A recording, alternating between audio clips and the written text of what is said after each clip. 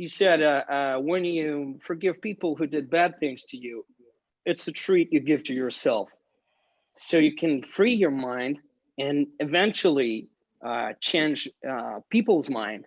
Tahar, I wanted to come to you next. Obviously, playing Mohamedou, obviously based on a true character who wrote the Guantanamo Diaries while he was imprisoned unjustly in Guantanamo Bay. There must have been a sense of responsibility playing someone real. So I wanted to talk about kind of, someone that's living, breathing and playing that person, and then perhaps having them as a resource, and how that, if that helps or does it hinder your process?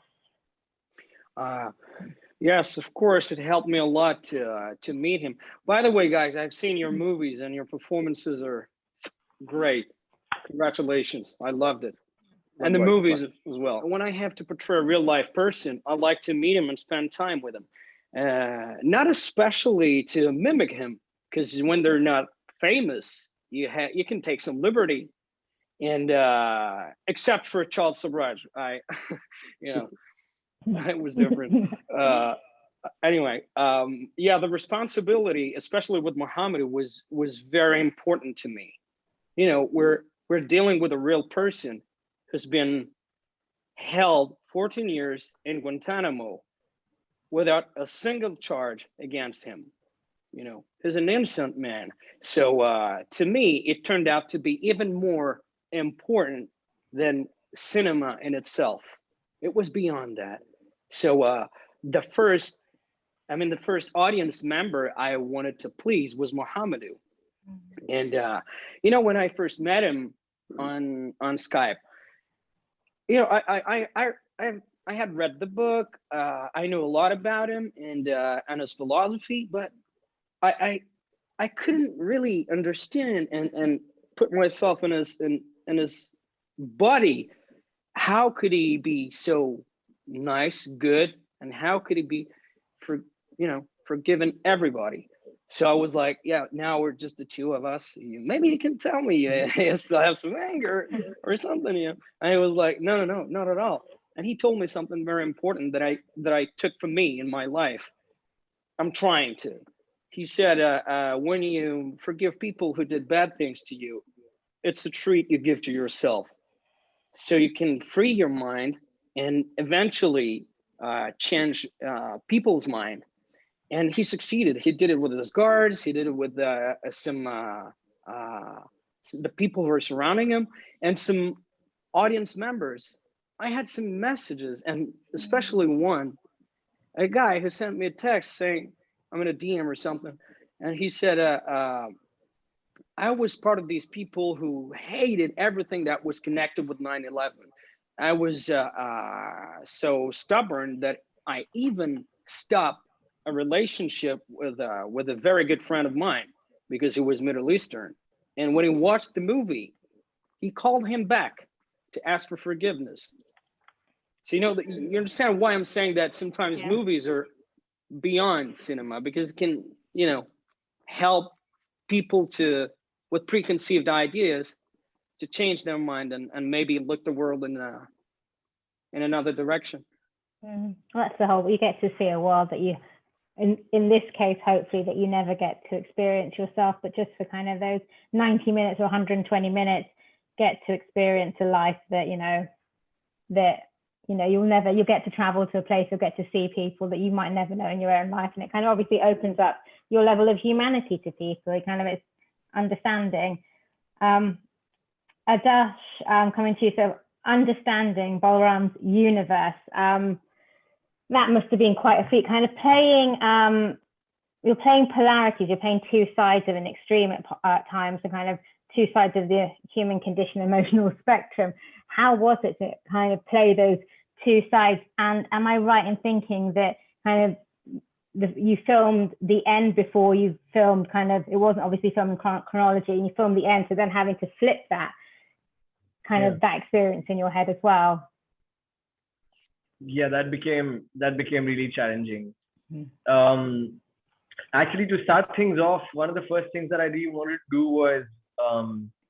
was to drive for somebody in Bombay or Delhi, because to really understand what that feels like. But then who would hire me who would hire any person who had no prior driving experience, right? So then I asked myself, what else can I do? And I decided that I should go live in a village for some time, because that's that's the origin of Balram, right? Like that's where the seed was planted. And so I actually befriended this guy who used to stay next to my building, and I convinced him in our second meeting to take me to his village.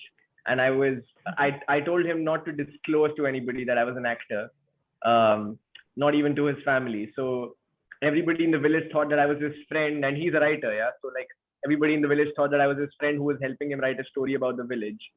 And I stayed in the village for 2 weeks with his family, who were so kind and graceful to host me. And I would every day we would just set off on his bike, and we would explore all these spots that he had sort of spent his formative years in. And I would meet his friends. I would go for birthday parties. I would go for like some festival that was happening. And the idea was just to basically have a very undiluted experience where people could confide in me and tell me about their personal stories, something that I could use for Balram, and the way they thought about the world, and the way they spoke about people from the cities and everything. Do you think people, honestly, I was just in that experience, do you think people are far more open to divulge kind of informational talk about their lives when they think that you kind of are not from a middle class background? If you were kind of from this life of servitude, did you find that kind of people opened up to you in a different way? Yeah, I definitely feel that if I would have told them that I was an actor, that would have probably changed their perception, and I didn't want that to happen. I just wanted to sort of, I mean, it's kind of sad that I had to deceive them into it now that I think about it, but like, it was something that was necessary to do, right? Yeah, and as I speak, I feel so guilty about it, because if anybody of them will end up watching this, they'll be like, that guy, let him come back to obviously. But yeah, I had a great time, man. And after that, I went to Delhi, and I thought that I should work at a small stall. So I was working at a thela. You call it a thela in Hindi. So this thela basically served some rice, puri, vegetables for 40 rupees a plate. And I took 3 days to figure a thela where I could get a job there, because everybody wanted to see my identity card, and I wasn't introducing myself as Adarsh but as Balram. So I had to get a job at a place which wouldn't ask me for my ID card. So on the third day, I found this guy, and then he agreed to keep me at his stall for basically cleaning the plates and keeping the place tidy, running some small errands for him. He agreed to pay me 100 rupees a day.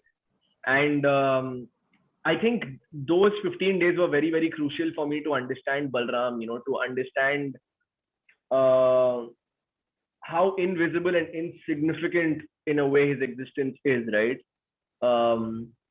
And to do something against your will, something that you don't really want to do. And there were times when I would snap out of what I was doing. I was cleaning a plate, and suddenly I'd tell myself, what am I doing here? And then I'd be like, no, this is exactly what Balram would ask himself when he was in the village working at the tea stall, because he knew that his potential was something beyond what everybody else was doing in the village. So yeah, working at that stall for 15 days, I think really helped me understand the essence of Balram.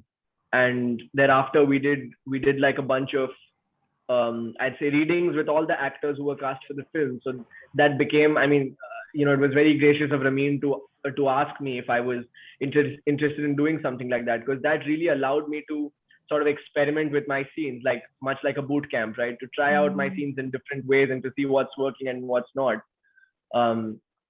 But something that I hadn't experienced before, that I experienced with Ramin, was that in spite of coming from a place of so much knowledge and being so sure about the world and the characters, he still let all of us actors really explore ourselves as actors, and never told us how to do the scene. He really trusted us with knowing the people that we were playing, and then just allowed us to flow with the scene. Was there a lot of improvisation involved then? Lots of improvisation. Yeah. Like a lot of times you would go in completely unexpected directions, and sometimes it wasn't the best, sometimes it was great.